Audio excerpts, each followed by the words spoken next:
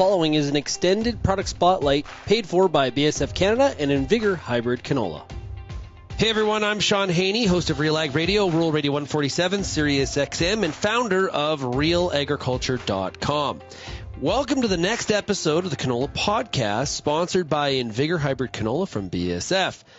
The Canola PODcast is a series where we discuss useful tips and tools growers can take to the field to help grow successful crops. Who doesn't want to do that?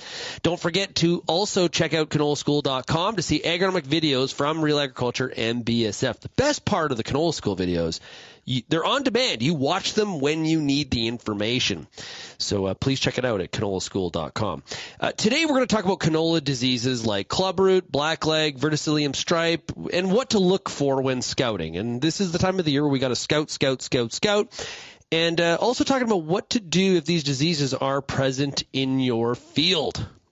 We want to avoid them being in our field, but if they're there, what do we have to do?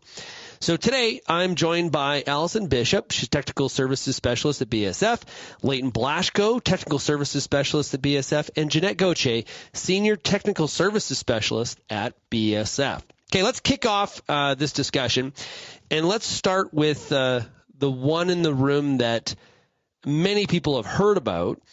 Hasn't necessarily impacted all of the prairies, but something we definitely need to be aware of. It's clubroot. And it's been around for a number of years, and the areas that it's impacting is really, really growing. Leighton, let's start with you. Could you share a bit about the disease and what you look for when scouting as you're kind of around one of those areas that has been impacted? Yeah, for sure, Sean. I mean, I guess like you're right. It has been around for a number of years. Probably primarily in the north central Alberta was areas where it's the most prevalent, but it has spread throughout Western Canada. We know there's definitely cases in Manitoba. There's definitely incidents where it's been found in Saskatchewan.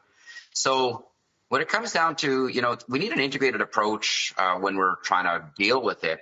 We look at the weeds, we look at the soil, we look at, seed as an important consideration, crop rotation, any amendments, maybe the field entrances are really important. But today I want to focus in on the scouting, like you said, and scouting is critical for this particular disease because clubroot can be devastating. And the earlier we can find it, the better off we'll be in being able to manage it. So if I start with the disease and like how do we scout for it, it's spread through resting spores in the soil, and so where those spread through soil movement, whether that's tillage or some soil water moving across the landscape, but they're extremely small. I think these spores, you can't see them with the naked eye. They're 3 microns, so extremely small. I think the human eye can see things that are maybe 25 microns in size, or a human hair is about 40 microns, but these are extremely small. So we're not looking for the spores, we're looking for the symptoms on the crop. So, and what do those symptoms look like and when do they occur? We basically want to be looking at the canola crop at about the early to mid flowering stage, right through until podding stage, or about maybe when you have seed color change. It's the easiest to find when you have that seed color change.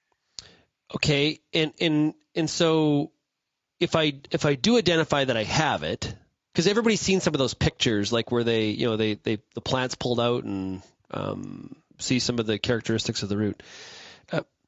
What do you do if you do find it? Yeah.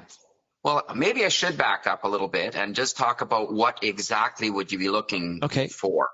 So if you're in a field, you want to know where to look. So primarily you'd want to look around the field entrances because we know there's a much, much higher likelihood that you'd find it around field entrances. So that's probably the first place you want to scout or you want to look. The other place you would want to look is, let's say you were in a swather or at about that same timing and you notice something irregular in a field where it's a little bit some premature ripening, a patch that doesn't look like it was maybe flooded out, or it doesn't look like it was something that was, another type of damage. But if it's at an irregular place, maybe mid-slope or something like that, where you see this premature ripening or a thinned out patch of the crop, that's where you might want to hone in on as to the where you want to look. And then what are you looking for? You're pulling out a lot of those plant roots. And at that stage, at this premature ripening stage, you want to be looking at the root formation. So canola roots normally look like, I don't know, for lack of a better term, more like a carrot, I guess, with maybe some lateral, root hairs coming out of the side of that carrot. But what you would notice with clubroot is you might see some small galls or formations, irregular mass of cells that grows on those root hairs. They can be as small as maybe a pea, or they can be as large as your thumb or even bigger than that. So that's what you're looking for. That's what you want to see. Or if you are identifying this disease, we don't want to see it. You don't want to find it, but if you have it in your field, that's something that's important that we can now manage it. So you asked the question about when a farmer finds it or an agronomist finds this disease, what should you do about it? I guess you want to really limit the spread. So finding it early is important because you can maybe make some choices about what hybrids you would grow the next time around when you're growing canola. But even more importantly, if you have a larger patch with lots of clubroot galls that are found, then you want to limit its spread. So some people even employ something called patch management, where they grow some grass in that area, or maybe it'll double the size of that area to and keep that area out of production, so you're not dragging tillage equipment through it, seeders through it, driving sprayers and those kind of things through that area. So managing it that way is an important aspect. You mentioned it's most commonly found at the entrance to the field. Is that because of bringing soil tag in from other fields, and that's where they're dropped? That's what we typically find is, sometimes you can see that if there was dirt on the tires of a piece of equipment, that dirt will fall off right as you enter into the field. Or else maybe your seeder, your air drill, as you're putting the wings down to start a field, some of those clumps of soil that you might have picked up in a different field, they could contain clubroot. And when you're winging down to start seeding, those clumps fall off near the field entrance. So that's why we speculate that we typically would find it in that area. Okay, thanks, Leighton. Appreciate the update and thoughts to consider when it comes to clubroot. Let's now move on to blackleg. Allison, could you talk a bit about blackleg and what we need to be thinking about when we consider its impacts? Yeah, for sure. Thanks, Sean. So canola is actually susceptible to blackleg throughout its entire life cycle. So it can be seen at all stages, not just at that stem cankering, those mature stages that we typically see it at. So as Leighton mentioned, the different ways that blackleg was spread, or clubroot was spread, blackleg moves through wind or rain splash, and it's typically actually seen as a secondary infection. It's key to note that this disease is saprophytic, which means that it enters the plant through dead material. So if you have hail or other diseases first, you're actually quite often leaving the door open for this disease to get in. Okay, I actually didn't know that. That's interesting. Okay, so when we're going to scout for blackleg, what exactly am I looking for? Great question. So the best time to look for blackleg, as I said, you can see it at any time of the year, but the best time to look for it is at that traditional swath timing. So that's at that 60% seed color change. At that timing, you can pull out plants randomly. You want to ensure that they aren't volunteers that you're pulling out, and you want to do a stem clipping. So right at that base of the stem is where you want to do a clipping, and then you want to look at that cross section to see what's in there. So you're going to look for black discoloration, and it often appears as almost a pie shape, but it is really simple to misdiagnose this with other diseases, as when you do clip a cross section, you can typically find black within there. So you are looking for that pie shape, but you do want to get it tested for sure when you're diagnosing this disease. Okay, so because we're looking at it a little bit later on in the season, damage done, I would assume. What do I do if I find it? Yeah, so to prevent blackleg in the future, or what if you can do if you found it, we always want to approach this with an integrated pest management approach. So that's going to make sure that you're using a proper seed treatment, a registered fungicide if that's warranted, possibly if you're on a short rotation and using the same hybrid over and over again. We do want you to use that 3-year rotation. But growers are really lucky. Fortunately, InVigor actually has really great genetics, so that if a grower is selecting our newest hybrids, they can already ensure that they have the most robust blackleg package. Yeah, I think when it comes to blackleg, sometimes with growers, not top of mind because they sort of didn't we solve this problem, right? But it's not true. We need to be thinking about that genetics package to ensure that we've got the right package for our farm when it comes to blackleg, and we are still doing the scouting. That's important too, right? Definitely. Okay, let's move on to the next one. This one's a little bit fresher for some of us, a bit of a hotter topic, I guess I would put it that way. Verticillium stripe. Now, Allison mentioned some of the misdiagnoses. I've heard here that this is where blackleg and verticillium kind of can be cross-misidentified, I guess. But Jeanette, can you offer some insights? What is verticillium stripe, and how's it impacting us?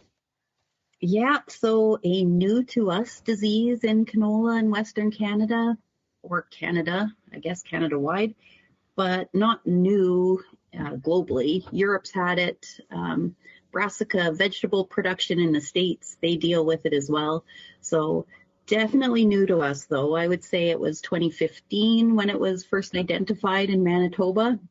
And, the CFIA did follow-up surveys with the provinces and found that you can find it across Canada. It's just a little bit more prevalent in Manitoba at this point, but we would be doing ourselves a disservice if we just focused on Manitoba. So we've definitely seen that since it was first found in Manitoba, just south of Winnipeg there, we've definitely developed some hot spots in Manitoba.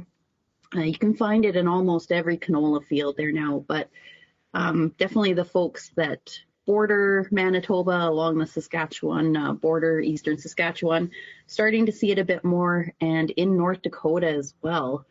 So it is definitely out there. Allison, you raise a good point. Verticillium is definitely a good one to know what it looks like so you can ID it properly so you're not misdiagnosing your field, because definitely different management tactics for the different diseases.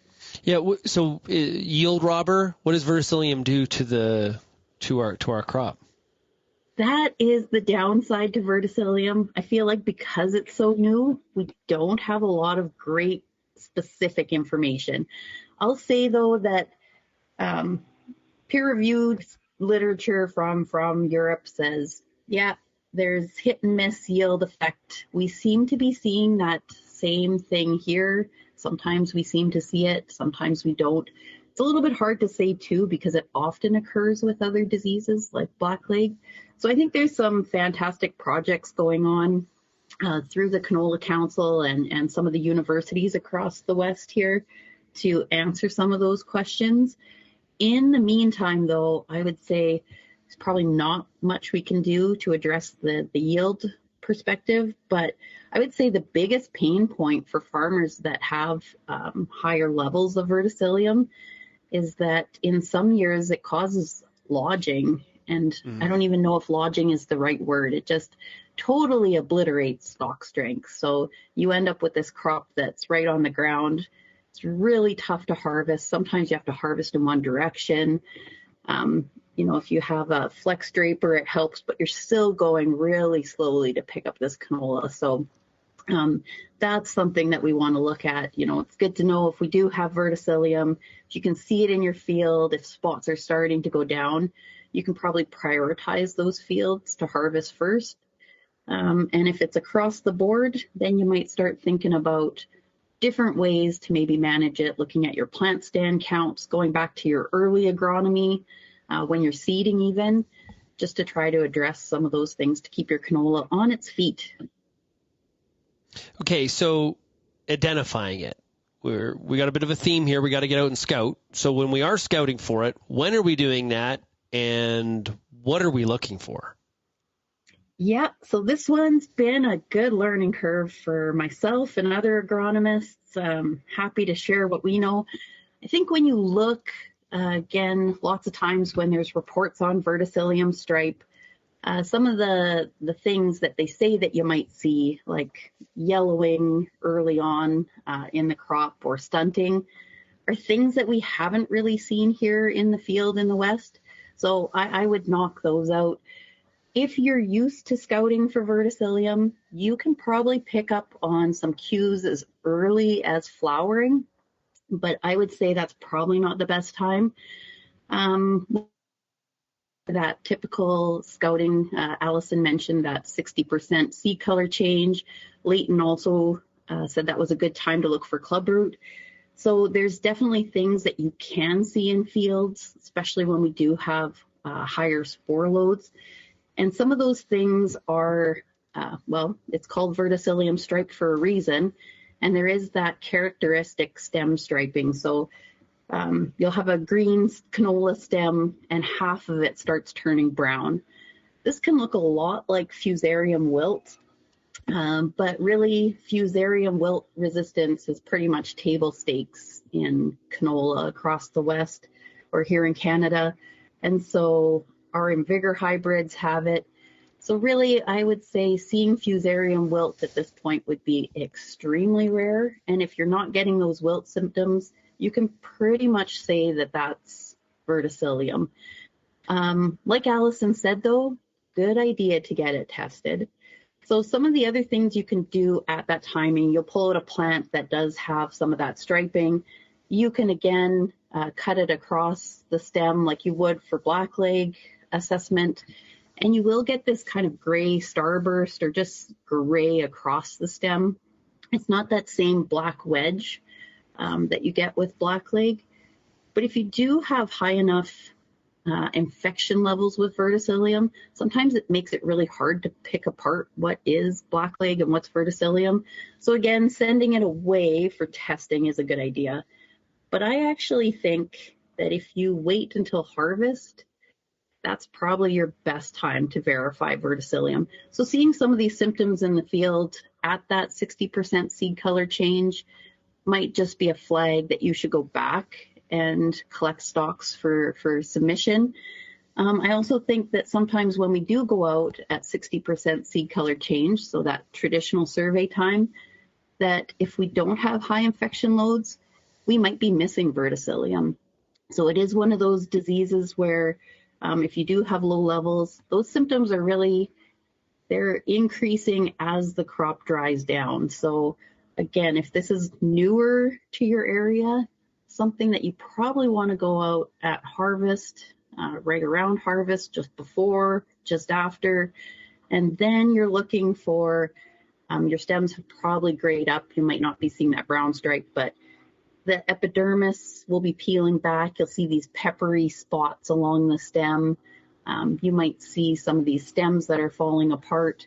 Again, if you pull out the stems and do your cross-section cut, you might be seeing some of that discoloration. So if you feel like you have it, I won't list off labs. I think there's a lot of labs that are offering it, though. You can definitely send away these stocks at this timing, and they'll be able to verify for you. Okay, so what do I do if they do find something? Yeah, that's the worst thing about verticillium. There's really nothing you can do. At this point, there's no seed treatment, there's no fungicide, there's no genetics at this point either. I mean, that's something that's being looked at. And I think currently, for example, the Invigor breeding crew is assessing our hybrids currently for tolerance. And I say tolerance. Some of the university projects as well are looking at just natural tolerances within canola hybrids. I was sticking to some of the early findings suggest that maybe sticking to some of the 300 series genetics or newer genetics do seem to be standing up better. And yeah, really, if you do find it at harvest, there's probably not much you're doing to manage it. And so you're just prepping yourself for next year. It's one of those diseases, I think once you have it, you have it. So that means next year you are looking at increasing your crop rotations, right? Throwing something else in there. Also looking at, again, all of those things to do right to set up canola, making sure that you're hitting those 5 to 7 plants, keeping it relatively disease-free, stress-free if you can. Just setting it up so that it's a relatively healthy stand going into harvest. That seems to help quite a bit.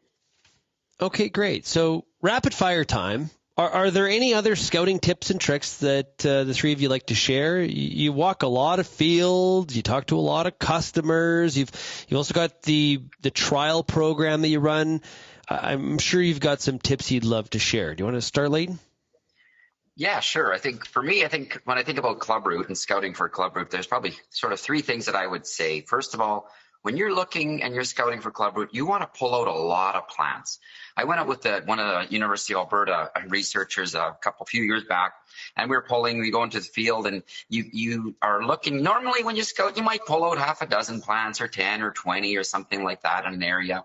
But here you want to pull out 100 or more. I mean, literally 100 or more plants, because you want early detection. You want to find it. If you just pull out 5, you may not find the needle in the haystack. So that's one thing that I would say. Another thing is, as the disease progresses and you're pulling out some of those plant roots, you may say, oh, there's not that great big gall on there. I don't see this big mass of tissue. It looks like a bunch of rotten sawdust, it kind of looks like. Well, that might mean that the gall is already broken down and has started to rot. So, be careful and look, don't look past that and say, well, I don't see this great big, hard gall on the root. So that would be the second thing. And then maybe the third thing would be, look for volunteers and make sure volunteer canola management is really part of your program, your agronomy for your farm, because that's where you can often find clubroot is in volunteers and not necessarily in the row where you seeded and you see those maybe blue seed coats and those sorts of things. So those are sort of three things that I think I'd like to focus on. Okay, good. Allison, your turn. Yeah, I think something common that we've all mentioned is premature ripening. So when growers are driving past their field at that maturity timing and they see maybe a patch that has premature ripening in it, it's always great to pull over and start pulling plants out in that area.